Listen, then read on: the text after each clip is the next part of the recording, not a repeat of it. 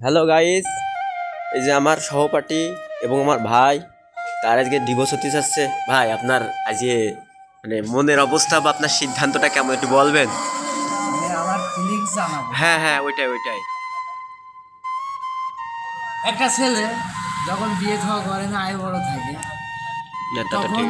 তার জীবন আর বিবাহিত জীবন এর ভিতর অনেক ডিফারেন্স। ঠিক।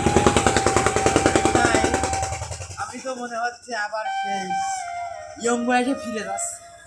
যাক যাক সামনে আপনার। পেছনে কেউ না, তাহলে ভাবো আমার মতো সুখী আর কে আছে। ও, যাক, তাহলে মানে বলতে চাচ্ছেন যে আপনি। আজকের আমি উন্মুক্ত।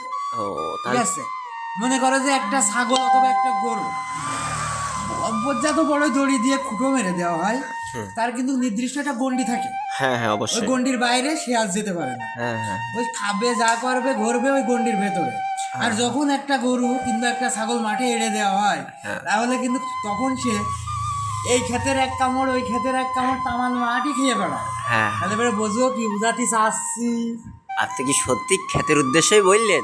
এটা ছাগল অথবা গরু খ্যাত কোনোটার উদ্দেশ্যই ছিল না, লিজেন্ডরাই শুধু বুঝবে। আচ্ছা ঠিক আছে, তাহলে আপনি বিবাহিত জীবনে খুব সুখী।